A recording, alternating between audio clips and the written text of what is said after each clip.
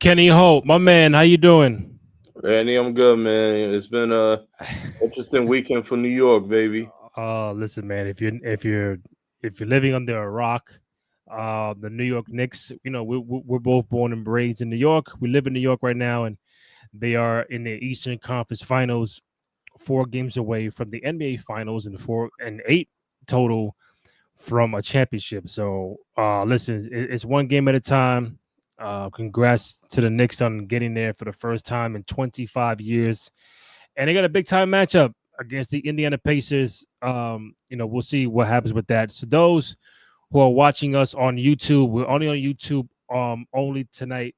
Um, Twitter has suspended my account, so I can't really do much on there. Free, my man. They got to free me. So listen, if you're watching out there, you want to just tag myself and say free Randy J Cruz, go ahead. I greatly appreciate your love and support.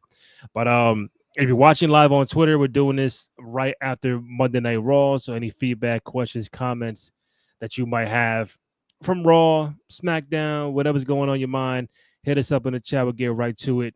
So Kenny, I did not see majority of Raw. I was doing some editing. You caught up on Raw. So hmm what were the cliff notes from Raw from tonight?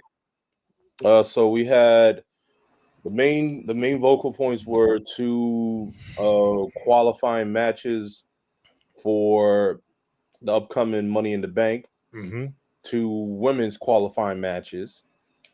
So we had Roxanne Perez versus Becky Lynch Mm-hmm. and Roxanne Perez, Becky Lynch, and Natalia. They said Natalia, Oh, accent. Natalia. Natalia, yeah, Heart Yeah. Foundation. Respect to Natalia, vet, we definitely want her to, get her flowers, get her recognition. But recently they just showed that Roxanne is the new signee for Raw. Yeah. So she's the new headliner, the new person to get signed for Raw. So Nice. you can already see how that was gonna go. So Mm-hmm. Roxanne got the win over that. Becky lost the match based off of Lyra Valkyria coming to interfere, so basically costing her the title. Nice. My man T, Hey, welcome aboard. Yo, what what's Hey, good, up? bro. brothers? I'm gonna have to stream from the phone today. Apologies to the millions, the And millions millions. Damn, of the people laptop watching. got you. Yeah, I don't know what it is, man. Like, yo, what's crazy is obviously CM Punk just had his big moment, and it inspired me to sing Cult of Personality, and that's how I was going into the show with all my personality and our cult that we have Yeah. started with 2 out of 3 falls. And Yep. the mic was picking up and I was singing, but the video was blacked out. So I was like, I Oh can't rock shit. with people of a full experience. I hear So that, brother. here we go. Listen, man, you ain't the only one that's been blacked out, man. Twitter don't like me right now, so it's Yo, it might we be, gotta talk about it. Let's bro. It talk might be a while. about it. I don't know. I ain't do nothing wrong. Like, Yeah, you only Please, man. use the function that they have on there. So why? yeah. I mean, listen, I was doing something for the people, Knicks fans and Boston fans on Friday night, doing a stream of watch along, and Right. apparently they weren't too much fans about it. Then I get a warning. It just said, "No, we're just gonna take you off the app." And I'm like, I'm trying to fight for the account to come back as we speak. But we'll see how it goes, man. This Was it probably won't be a week or so. I just gonna I gotta thug it out, man. Just it's what it is. was it were you the only streaming account that got flagged, or were there several? I don't know. I think just me. There's several ways to stream the games. Me, I got a Fire Stick, so I don't have a subscription to any of these channels. So I got the link from somewhere else. I put on the air, and we had a good time. Me, Kenny, and Dennis had a good time. The Knicks won. Yeah. It was good vibes. People chime in. Just man of the people kind of thing. And then boom, email comes in like, oh, I email back and like, no, So it's a little back and forth going on, but hopefully in due time they can put me back on Twitter. But that's why tonight's recap show is only on YouTube. So if you're watching on YouTube, hit us up in the chat. Let's try to build this platform up a little bit more. So that's why we're here. Free my man, free Randy, bro. Free Randy. Noob, I knew I can count on you, man. What's up, man? Everything good? What up? So yeah, Kenny was just giving us the cliff notes of Raw because I did not see majority of it. Roxanne Perez is she won her qualifying match for Money in the Bank, which is kind of weird because this week you have like Saturday Night Main Event, then it's like a lot of events going on, and you're already doing this Money in the Bank shit like that. You got Worlds Collide, you got Battleground, you got Main Event, and it's like, all right, we're gonna keep this ball rolling. So Money in the Bank is pretty much what 3 weeks from now, June 7th. So yeah, right around the corner. First So week of June. So Roxanne and who else qualified? Second one was Kyrie Zane, return of Kyrie Zane. Okay. Against Zoe Stark and Rhea Ripley. As I told you earlier before we went on, Zoe Stark went in for her initial drop kick, landed wrong. She blew out her knee. She twisted it. It was a damn. Yeah, so they had to cut off and go to commercial. She had to get help to the back. Kyrie and Rhea went one-on-one. Rhea is going to Money in the Bank. So the people that we have now is Roxanne Perez, Alexa Bliss, and Rhea Ripley. They're also the qualifier. They are all the qualifiers for Money in the Bank. Ripley, Alexa, and Roxanne. Yes. So those would be the three from Raw. So we need three from SmackDown, right? Yeah. Damn. So no chance for Liv. All right. Well, yeah. Alexa's on SmackDown, so yeah. Okay. All right. T, did you see Raw, right? I saw parts. I want to say I saw the match between Grayson and Sheamus. I saw parts of that. Mm-hmm. I saw the final match. It was pretty good. Yeah. I was enjoying it. I don't know about you, Kenny, and Randy. You said you saw parts too. So I ain't gonna hold you. There was a part of me that was like, yo, Sammy, the third guy. Yeah, like Sammy, I know it was a pause. And I kept like trying to like ask myself like, why would he be the third guy? Like, is it like a full on split of like OG bloodline? But I don't know. I feel like, I can't quite place it, and maybe that's their point. They want to, they want to give us some suspense. Yeah. So I'm down for it. No, I don't see Sammy being the third guy. He's been bloodline, and I think the suspense won't be there as much. Oh, Sami Zayn, the third guy. Like, oh, okay, Sami Zayn. Like, I don't think he would have that. Oh shit! I didn't see that coming factor. Like, oh, because the night after WrestleMania, we thought he was going to turn on Jey Uso the way he was Uso on the rope and Sami was right behind him. So I'm like, okay, but I don't see that happening. I still think it could be a theory because you see Theory, people were cheering for Theory earlier.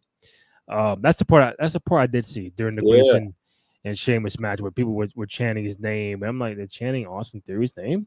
So people be talking. He might be the guy. I mean, like I wouldn't be surprised. I wouldn't be disappointed. But I think Sammy being the third guy, you got to tell me why does that make sense? Why does Sammy want to turn heel and join Seth? When 2 weeks ago he told us that he wasn't going to go to SmackDown and take orders from Seth Rollins, but now I'm going to fucking join him 2 weeks later.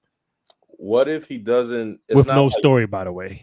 I mean, what if it's not almost like to join CM Punk, but like Sammy's been always, always uplifting and trying to really dig between the lines or dig from deep, like trying to dig within the trenches himself. And he's always trying to see the brighter side and the light of it, real unselfish. But what if Sammy, he doesn't join Seth, but what if he joins like the pathway as we saw like someone like Drew McIntyre went, not trying to follow under anybody, but trying to follow his own rules. And by any means necessary, meaning he's trying to get to the top, but Mm-hmm. not doing under anyone's rulage or anyone's higher power, anyone's control. Like he's just a man by himself. He A like mercenary. Sting and He wants to control his own destiny, and the okay. way Sammy is, I mean, is well deserving. The man's always been putting in the Mhm. work. He worked hard for the IC title. I mean, so far we've seen like what more can he do? Like the man's been doing a lot of unselfish things. He's always put himself first Mhm. for others and helping them. In a long run, he's helped the bloodline, putting himself first.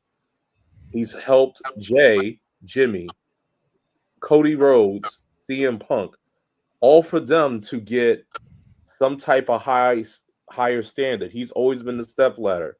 What if this is the moment Sammy's like, I'm tired of using my back for everyone to, like to uplift them.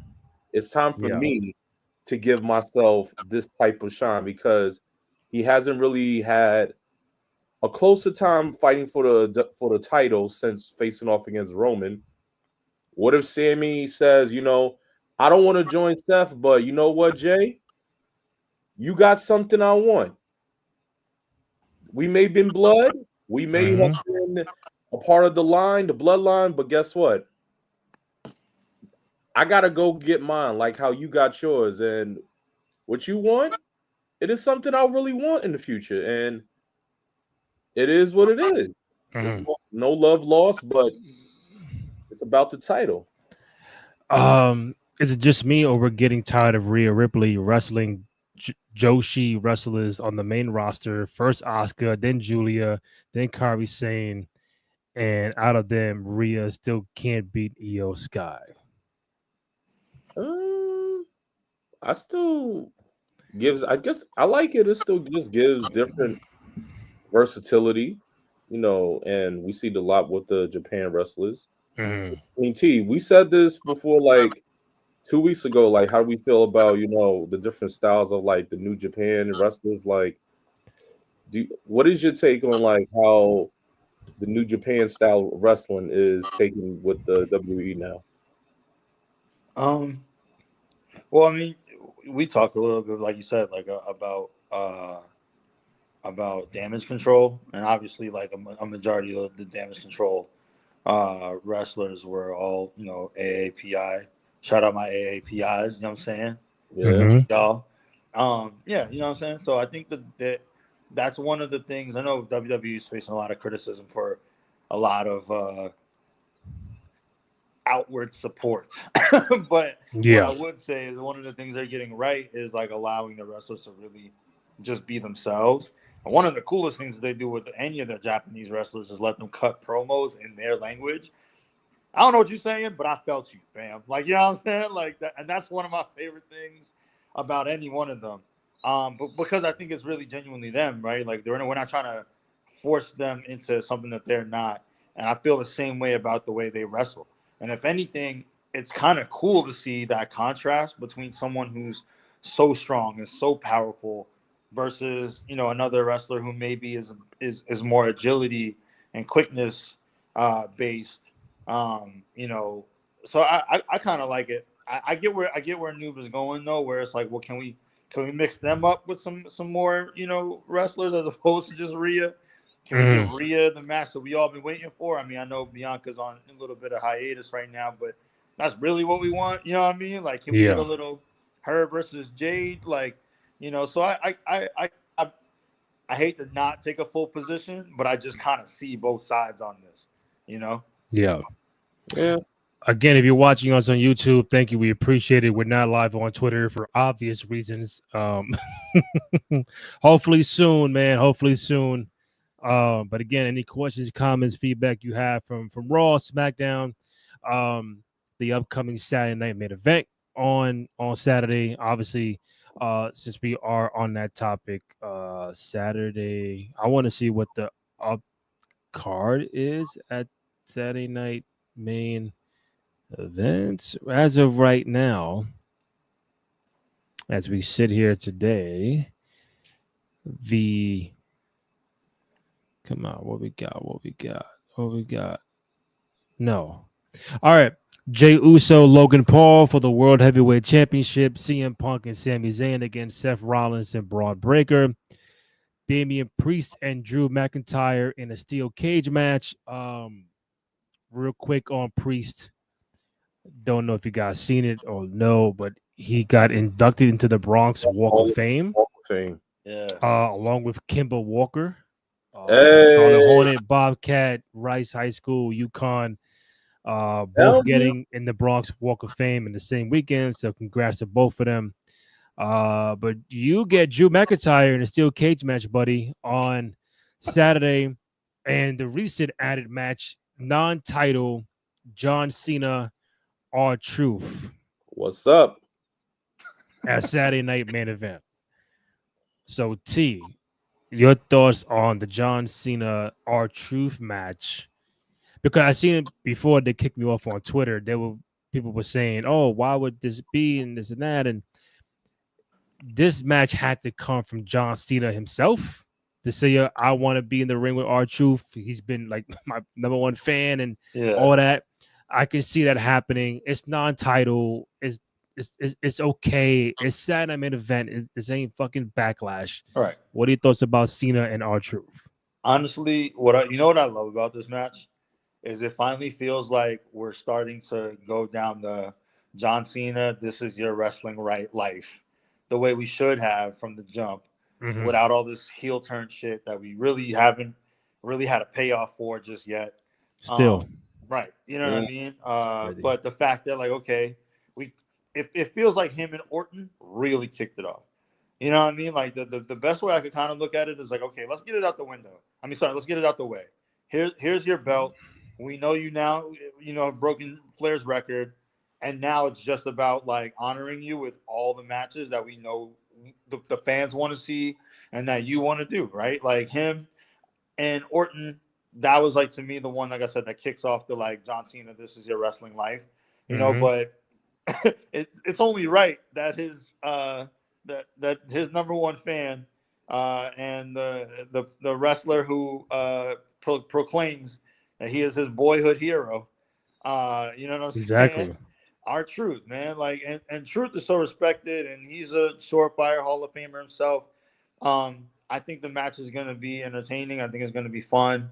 And I think if they are doing this little, like, is John going to flip back? Like, this might be another path for him to kind of, like, beat up on R-Truth, but, like, ask himself why. Like, internally. He won't say anything, there or at the podium or anything like that. But I think he'll kind of, like, with his emotion, the way he did after the match with Orton, we kind of saw him start to question. Yeah. So I think this is just another step in that direction. I think one thing before Kenny goes, if they start that path of like Cena's having second doubts and was he really bugging out on the crowd and maybe he feels guilty, I'm like, listen, we're only in May. That heel turn was in March. You mean to tell me that he's having second thoughts in 2 months into this heel turn? And it's like, damn, like it just kind of shows that the heel turn was a flop. They don't know what to do next with him. And you got to do this psychological thing. Like, damn, he's looking crazy. He's looking at the crowd. Like, damn, do I feel guilty?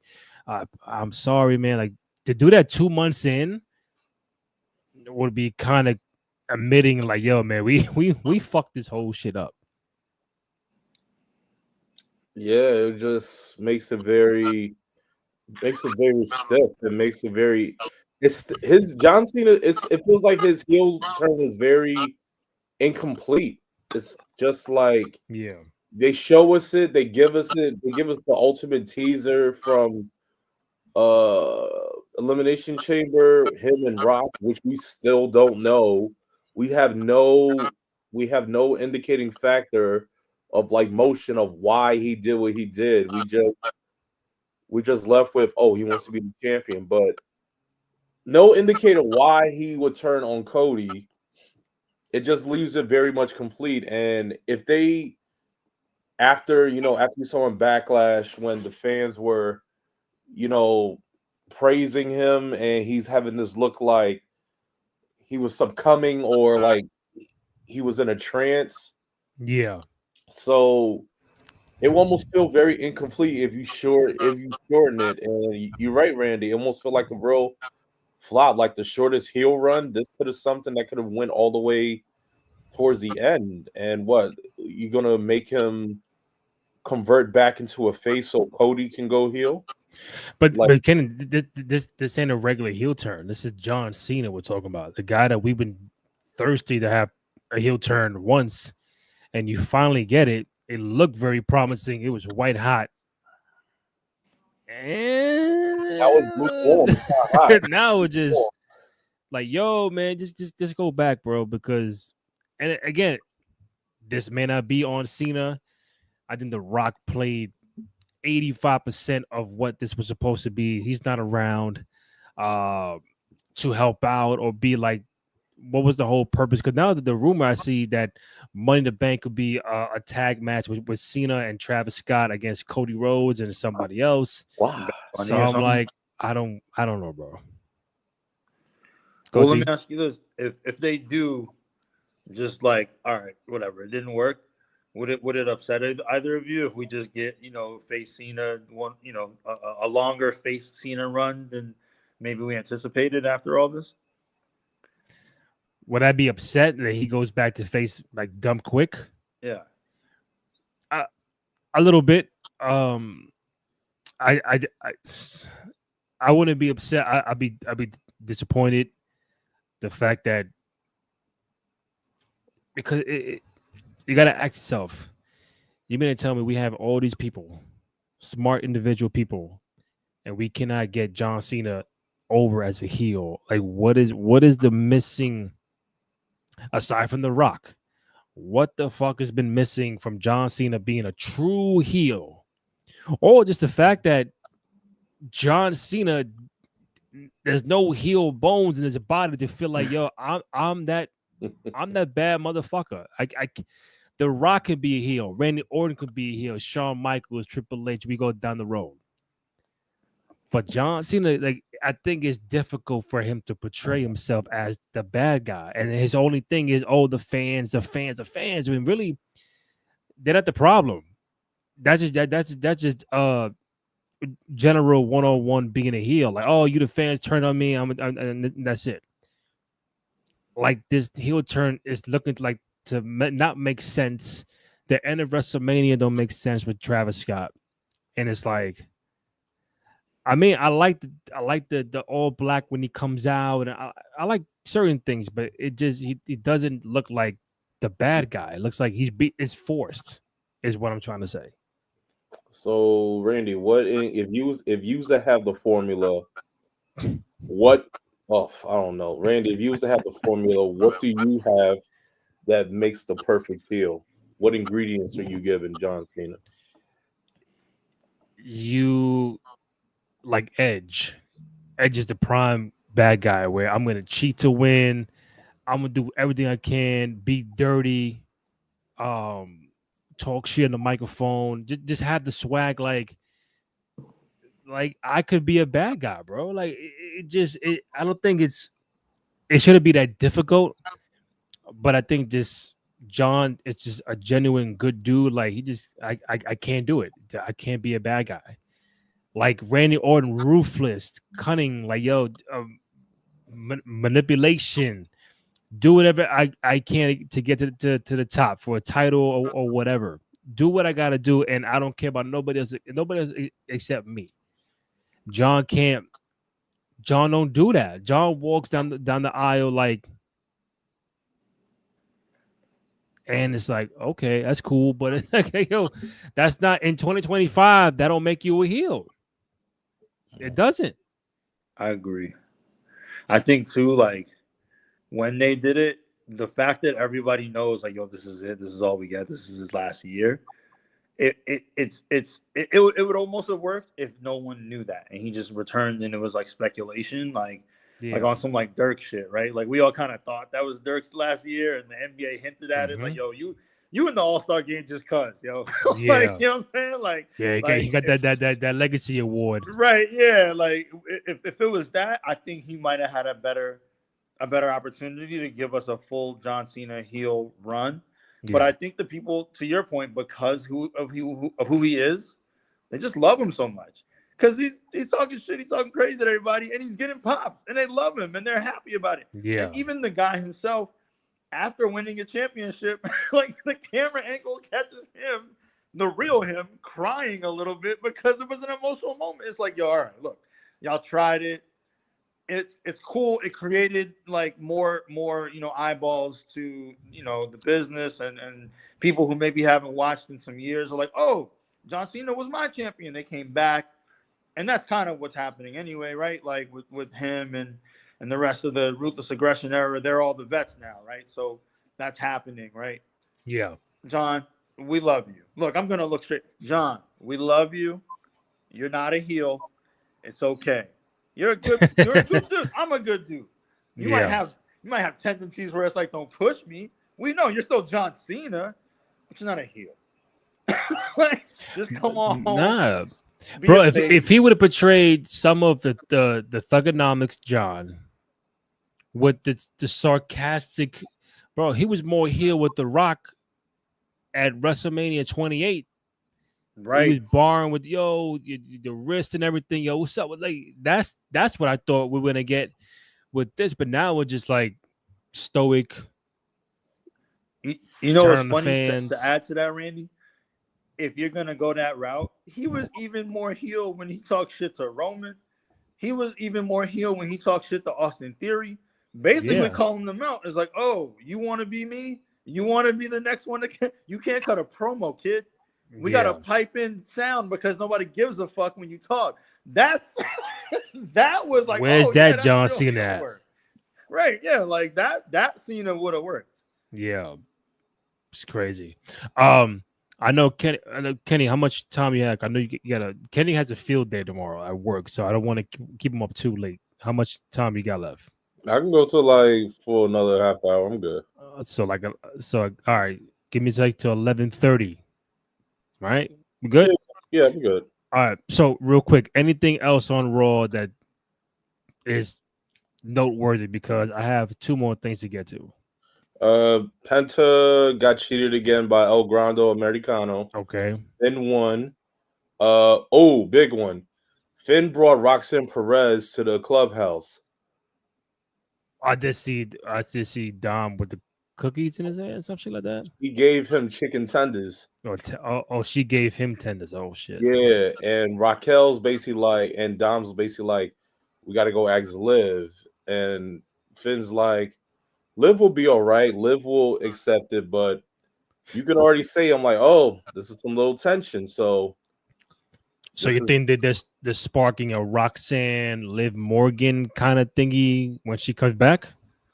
It's just going to create some new form of tension. I guess pushing Roxanne in to see where can she build off of who can really work well and Liv. Yeah, I feel like Roxanne and Liv almost may have the same style of wrestling, about the same demeanor, same height, almost. So they could probably work well together if they give something down the line. Up and doing coming. Liv is where she's at, so that's pretty good. Okay. If the two of them, Liv and Roxanne, fight over Dom, I'm gonna be mad as hell. I ain't gonna lie, man. Yo, Dom's a man. He lives a life, doesn't he? Rhea, Liv, Roxanne. My man about to be DMX soon. Yo, Liv, Roxanne, Rhea, Tiffany. Right, Tiffany Tisha. even threw a little shot in there at one point about like, do I get shit. Dom too? Like, wow, dirty Dom, man. He really dirty out here. You know what I'm saying? Hey. So we have Saturday Night Main Event coming up. We went through the card. So I think four matches might be it. So 2-hour show, 4 matches. Any event we don't talk on Friday, I would assume we have John Cena winning. We have Jey Uso beating Logan Paul. Yeah. Oh yeah. Okay. Logan Paul Jay at the end of the match. I think Seth and Braun will beat Punk and Sami Zayn. Yeah. At what cost? We see the third person reveal themselves. Maybe third person to be named at a later date, and Damian Priest, Drew McIntyre again, but in a steel cage match. I'm excited for that. Yeah, I am, because Drew and like So Loki, Drew won at WrestleMania, correct? Drew won with the yeah. So does Damian go over now? The new Bronx Walk of Fame guy? Does he go over against Drew McIntyre? Honestly, I'm interested to see, because both Drew and Damian, like, they've been cooking. They've been cooking. Their little rivalry has been cooking. They've been cooking now. So interested to see how this works. And is this going to end, or does it go into a SummerSlam, the final showdown? Does it go with that? Drew be having like year-long rivalries. Punk and then Damian Priest, like, damn. Honestly, I don't. Not that I don't care, but I don't care who wins. This is a big E moment. You know what I'm saying? Big meaty men bumping meat. I just want to see them get crazy and fight, and somebody have. I said it. somebody bleed. That's what I want to see. They're in a cage match. They're wild animals. I don't care who wins out of this one, because I really genuinely also feel like there's no real loser. You know what I'm saying? Like, if Damian wins, great. You know what I mean? Like, but I love the series. I hope we get a third match. You know what I mean? Like a definitive winner out of it. That'd be cool. So maybe Damian does go over, and then they have the final showdown coming up. I don't know, because maybe. So what throws me off is that Gunther is gonna get the winner of Uso and Logan Paul on the June 9th edition of Raw. Yeah. 2 nights after Money in the Bank. So he's not. So Gunther is not going to be in Money in the Bank. He'll get the winner, the championship rematch against Uso or Logan Paul on June 9th. The match with Priest and McIntyre could have been one of those number one contender kind of matches for the World Heavyweight Championship, but that's not going to happen. I find it weird that Gunther says, I'm going to get my championship rematch on the Raw 2 nights after. This sounds like he'll get Jey Uso, and then someone's going to interfere and attack Gunther and make him lose. So maybe, like we've been saying, the Goldbergs and stuff like that might come out and make Gunther lose. I don't think a cash-in will happen 2 nights after. I don't see that happening. Does it throw you off that Gunther is getting the chip rematch 2 nights after Money in the Bank? Kinda. It's very too sudden, too soon, because I'm like, you just lost. You would have had your title match early on Raw, but I don't think they would give up the title that easily back to Gunther for Jay, because Jay's still hot. Yeah. Like, Gunther's still good too, but Jay's hot right now with the title, respectfully. So we just want to see him with the title. T? Yeah, I mean, to Kenny's point, Jay's wrestling great. He's actually wrestling. You know what I mean? Like, we hear it less and less about, like, oh, he's boring, his matches are the same. I haven't seen it on the, IWC, the beloved IWC. Yeah, you know what I'm saying? I think too, like, that whole world heavyweight like mix is interesting. It's probably one of the more interesting plot lines for the men that we've seen that doesn't involve Cody or Roman really at all in quite some time, because it's like you have heels, you have a main face, right? And Jay, and everybody's just kind of, you have like a tween. You have some people who were like, are they, aren't they? You know what I mean? Like Sami Zayn. And that's what's making it all so interesting, right? Like the fact that Logan Paul and Gunther are kind of like, jawing off and squaring, looking each other up and down, like, squaring off. The fact that like Seth is kind of also in that same spot where like people are cheering him, you know what I mean? But it's also like, but is he supposed to be a heel? Is this a heel faction, or are they just too fucking cool and everybody really just loves Seth and Braun? So they're like, we're not gonna boo you guys because we just love you that much. Yeah, no, but it is very interesting, and I'm genuinely excited to see where they take us. Yeah, You know what I'm saying? In the next couple of weeks before we get to SummerSlam, hell, before we get some Money in the Bank. You know what I mean? Like I'm excited that's to see right. where it goes. I mean, listen, I've been really basketball heavy last couple of weeks. I don't know the true, like, if the Seth Rollins Braun Breaker is more on the cool side than heels. I think it's a mix of both, more on the cool because, if I'm wrong, tell me, Seth still has the same theme song. So Right. when you have that song, the crowd is gonna chant your whole shit the whole, every time. So you have a group, but it's not like a faction or stable as of yet. Maybe once you get the third person, Mhm. then it's like, all right, now we're gonna really, do our thing, new music and all that. So, um, I know Ken, you got 15 minutes. So two things I want to bring up. Um, Today, as we speak on May 19th, we have a 29-year anniversary for something very monumental in pro wrestling history. Kenny's probably like, I know what you're talking about. I I think I do too. Who wants to take a guess? We leave the Ministry of Darkness taken for the American Badass. Eh, Damn, I was no, No, confident. no, I you're right, saw it but on one of those. that's for Judgment Day. I'm not talking about. I'm gonna get to that soon, but right after this. But that's today, May 19th. May Oh, oh, 19th, 1996. Terrence. Okay, you said Terrence, so it involves Shawn Michaels. 1996. Wait, is this the day he lost his smile? No, that was not 97. Or it, That was 97. like February 97. it's Kane, right? No, it's Um, not gotta be Kane. No, no.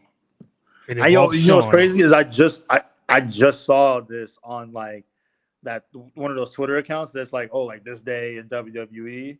That's why I was like, wait, Oh. and they specifically said 29 days ago, and I'm like, oh man, like it's It okay. involves Sean. It involves the Garden. Who?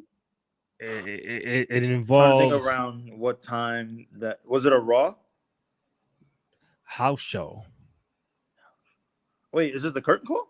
Yes, Oh, Oh, that's wow. crazy. I guess I did. the curtain call 29 years ago today. Wow. Wow.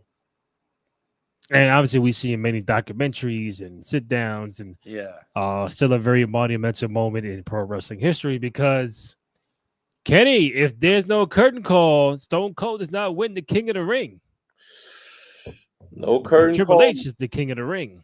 We won't get that infamous Austin 316. Nope, you don't. That's like one of the wrestling multiverses things that Strange probably predicted. If this doesn't happen, 316's never born. Austin probably won't get that big push that pushed him with that comment, and we probably won't see one of the biggest unscripted things that between a click that has ever happened. Mm-hmm.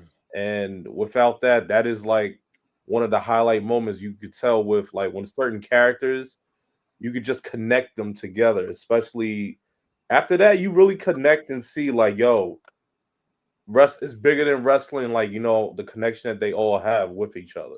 Mm-hmm. So that Yo, is Now, I'll go. listen, that was again pre-social media. Nobody knew what was going on, and it was whoever had the one camera in the arena was like the only guy to ever have that footage for forever. Like nobody would ever know what the fuck happened if he didn't bring the camera inside the garden. forever, ever, forever, Like Sean, Diesel, Hunter, Razor, all hugging and having a good time. I thought you were a bad guy. I thought you were a good guy. I thought you would hate each other. And listen, for the good, for the bad, it happened. But I think without it, it's you changed the history, the course of it, with that moment, whether it's good or bad. Diesel left, Razor left. Hunter was supposed to be the king of the ring. He's not. He gets punished, and then you slide up Stone Cold into that king of the ring winner faction, and Sean's a champion. You can't do shit about that because he's a champion. And it definitely had a ripple effect. It's the Click, then it's DX, and it's NWO. It's like we run the whole. Those two guys run wrestling right now. So it's come to show you how long 29 years. Like these two guys are now running the company that did the curtain call. So it's every time I see it, it's just that one grainy video, and it's just like, damn, like if you were there at the Garden, like what am I watching? Like I just saw you guys in a steel cage, and then kayfabe was over. Like now kayfabe is a wrap. So ain't nobody trying to hide it. They know what it is. But back then, you try to keep a little bit of mystery to what the show was all about. But now it's like it's over. But I feel like I wanted to mention that damn, almost 30 years ago that shit. Yo, you want to hear one more layer deep? What up? Of what makes that crazy. So part of the reason, and y'all might know this, but yeah, part of the reason that Diesel, Big Daddy Cool left was because of Bret Hart. Apparently, Bret was supposed to put Diesel over, didn't want to do the job, and it pissed. Like he just didn't. He for I don't remember exactly why he didn't want to do it, but it pissed Diesel off so much that he went to Scott and was like, Razor, I was like, I'm coming with you. Tell WCW I want to come. So like, the reason I know that is because there was one of those clips where it was like, okay, basically Bret Hart indirectly formed DX and NWO because he pissed off Kevin Nash, who then goes and leaves with Scott Hall, right? They form NWO. And then during his promo, he calls Triple H and Shawn degenerates. And then they take that, run with it. We get Degeneration X all in the same time. Bret Hart might be the most important wrestler of all time. I don't know. But when you think about it, one more thing too, Bret Hart. To add on to that, he might have kicked off NWO, he might have kicked off DX, and you might have kicked off the Attitude Era. So Bret has got his DNA all over the place. Pause. Hey. You know, nah, he does. Fingerprints. He got his fingerprints all over the place. Nah, yo, you very right, dog. Because like that him and Vince McMahon, they had the tension before Stone Cold and Vince, if everybody remembers, right? Like it was Bret that went off on Vince. Correct. That summer. Right. Yo, you know what's crazy? Is all that happened in the same calendar year. Because Stone Cold ain't never had beef with McMahon until he got hurt and McMahon told him he couldn't wrestle then the Stunner at the Garden. But Bret had the beef with Vince way before that. We're talking like Stone Cold stuns McMahon in September of '97. Put him in jail. Bret and Vince had the beef in the summertime. I apologize. When Stone Cold won the Rumble in '97, when he got thrown out, came back in and threw Bret out. Bret was going to the table. He's getting in Vince's face. Yeah. So from January all the way on, then Bret pushes Vince in the ring in the steel cage. Yo, this is bullshit. That's March of '97. And then the whole Canadian thing. I remember Bret McMahon had Bret's t-shirt over his head, and they scrapping at the table. That was in July. And obviously then November, the Survivor Series. So he had a whole year beef with Vince before Stone Cold ever stepped up. It's crazy. I think the crazy thing too about it is like Bret doesn't get the credit or talked about for his promos as much. You know what I mean? But the ones that he cut that were memorable, you might not remember the words, but you remember the impact. You know what I'm saying? Yeah. Like he didn't say much, but him just WCW and across, right into camera. Yeah, that was a big moment. The yelling at Vince, that was a big moment. Yeah, like the Bill Goldberg. Frustrated isn't the good word for it. This is bullshit. I'm like, whoa. we hadn't really heard a lot of cursing. Nah, Bret Really, was I can't think of any. You know what I mean? Prior to that. yeah, So you're Bret, right. just Bret. Um, That's the so risk. Kenny, you mentioned earlier, so the main thumbnail for this YouTube is so on the 21st, which is Wednesday, will be the 25th anniversary of Judgment Day 2000. And I'm like, oh, what about Judgment Day?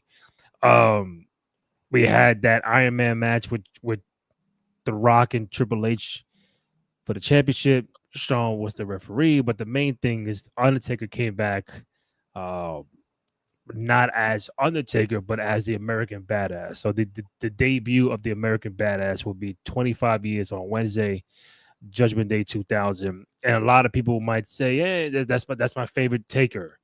'Cause American Badass was maybe from 2000 to 03, 04, a good 3-4 year window. Then he goes back into the Taker that we all grew up, loving and watching. Um, Real quick around the table, Kenny, American Badass, Undertaker. Is he your favorite? What do you remember most from that version of Undertaker? And do you feel like you were tired of the old Taker and he needed like a new revamp to his character?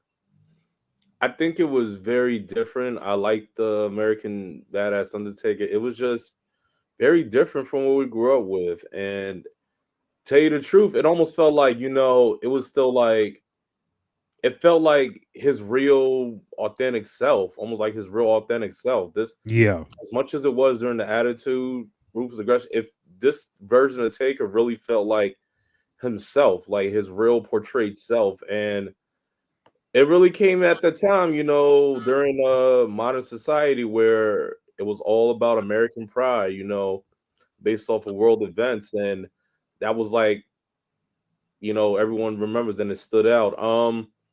American Badass Undertaker, I feel like it didn't get as much, it didn't get much as a push within like a lot of almost opportunities for a title.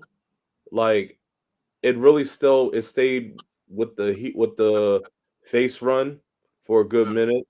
He Uh, was champion as a badass. he was, but when he was a heel, he was a Right. heel. I mean, because The Rock was still hot in the 2000s, which is fair. Shit, even Hogan was champion. Are you crazy? Yeah, so he got the championship right when he turned right after the after the Ultimate Survivor Series Alliance in WWF. That's when he got it at Judgment Day Hmm. against Hogan. So he was still like the American Badass, but he was more like Big Evil. Yeah. But the American Badass stint, from Judgment Day 2000 all the way up to Survivor Series 2001. Mhm. I mean, within that, hold the tag team titles, has some good iconic matches, but I would have liked to see more within that stint from that Yeah. Undertaker. T, talk to me, American Badass Taker. Uh, I appreciate that he was able to evolve the character, right? Like, you know, he went from he doesn't talk to he's the locker room leader. You know what I'm saying? Like, Yeah. and at that point, it was close to 20 years in at that point, right? I Mm. want to say. So nothing but respect and credit to Taker for that. But I'd be lying if I said my favorite version of the Undertaker wasn't Dead Man, and it wasn't. I'm specific with mine. I like Taker with the purple accents. like that's my favorite Undertaker with the black and the purple on. And I feel like that's when he was at his best. He's most athletic. Um his like his physique, if you will. Like, you know what I mean? He Yeah. just was the most intimidating at that point. Um that's my favorite version of Taker. But what's interesting though, I'm glad that he did a newer version, and a version that like can just become, the Taker he can age well into. right? Yeah. Because now he only appears as American Badass, and we all love him for it, right? Like he came out, helped Cody. He wasn't in his dead man garb. He don't even got to do that. You know what I'm saying? Like, yeah, the gong went off, but he's always just gonna be American Badass, and that's cool. He came out, gave Rhea Ripley, like they're very different, but there's like that dark. She got the emo chick. You know what I mean? He gave her like a little bit of the nod of like, I'm still the locker room guy, right? Mm-hmm. So getting the nod from the Taker still meant something. Didn't he do it recently too? I think the Netflix, right, on Raw. Exactly. It was with Obafemi. Yeah. It was over because again, he's the big guy, right? Like, there's so many things about like Taker that kind of translate still. Even you kind of see him as that transitional piece. I feel like, you know what I mean? Like, because before him, a lot of LFG. Yeah, that's what I'm saying. Like, you know what I'm saying? Like he was like one of the first big men who wasn't a stiff, too. Right? You know what I'm saying? So I think that now we're used to seeing that. You know what I'm saying? And with American Badass, he was able to like verbally, become a character and really like take on, to Kenny's point, how America was feeling at that point. It was almost on some, like, not to go too deep in the Marvel bag, but it was almost on some Punisher type shit. Like, he was an anti-hero. You know what I'm saying? Like, and I think that was kind of cool. But on some nostalgia shit, like just as my personal favorite, again, I'm going like Young Taker. That's probably my favorite. But I got to give nothing but respect to American Badass and where he is now. Yeah. Real quick, I think what threw me off with Badass was he cut the hair off. I think when you see people with short hair, like, all right, when Edge cut his hair off, you're like, oh, it lost something. Took a moment. When Triple H went bald, like, yeah, Triple H, but that's not Triple H. You know what I'm saying? When Shawn cut his hair, and when he came back from retirement, what's Shawn? What is Shawn doing? That's not Shawn Michaels. Like, and Taker had the short haircut. It just took away the whole mystique of like, oh, that's the Taker. If he was a long hair, American Badass, trench coat, motorcycle, oh, okay, now we're talking. But once they do something to their bodies or their hair, and it's like, like, what are we like? What are we doing? So, like even like The Rock when he had the weird hair, and it's like, oh, I guess it just little shit like that is like, damn, I wish Taker had the long hair. And I remember him being the short hair and fighting Ric Flair and A-Train, and then getting thrown out by Maven in the Royal Rumble. So it's like, that's the American Badass I know, fighting Hulk Hogan for the title, Triple H. So I'm like, but then when he went back into 04 Taker, he had hair like this. Then it grew back, and all right, that's the Taker I know. So I think it's a very legendary character. I don't know too much about the overall card of Judgment Day, but if you give me 2 seconds, I'm gonna be like, all right, let me see if this is like monumental to a degree, because if not, then that might be the best thing people might know this card for. I mentioned Triple H and The Rock for an hour. DX of Road Dogg and Pac against the Dudley Boys for the tag team tables match. Benoit beat Jericho in a submission match for the Intercontinental Championship. Shane McMahon defeated Big Show. No holds barred. Falls count anywhere match. Eddie Guerrero with China defeated Dean Malenko and Perry Saturn. Triple threat for the European Championship. And Too Cool defeated Team ECK, Edge, Christian, and Kurt Angle in a 6-man tag. Yeah. That was Judgment Day 2000. Yeah. Right after Backlash. The pay-per-view right after Backlash. That pay-per-view was it was all right, especially that Iron Man match. That was like the first one we've seen in a good minute. So those two really performed. The Raw after Judgment Day was hot too. I don't know what the fuck happened. I don't know what happened. So Yo, that was fun. The Rock was picking off all members of DX because he was basically screwed. Yeah, of course. So he took out all of them in like one way, and Rock and Hunter gave amazing promo work, saluting each other. But Hunter said, you know what?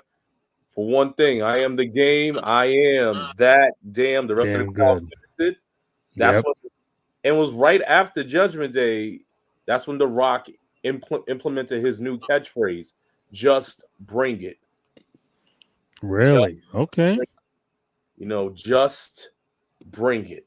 That's right. Just And bring it. So they went in. That's when if you missed Judgment Day and you was watching Raw, you basically got the cliff notes because Undertaker came out, fought everyone again, and he chased after the whole McMahon Helmsley Yeah. fact.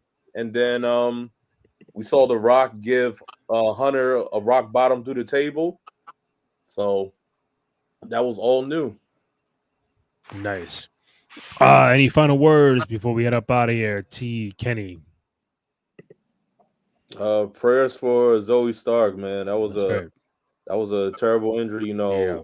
Phenomenal talent. Just terrible to see. So if you were playing Twitter Doctor, I didn't see it. Like, what kind of injury you think it might be?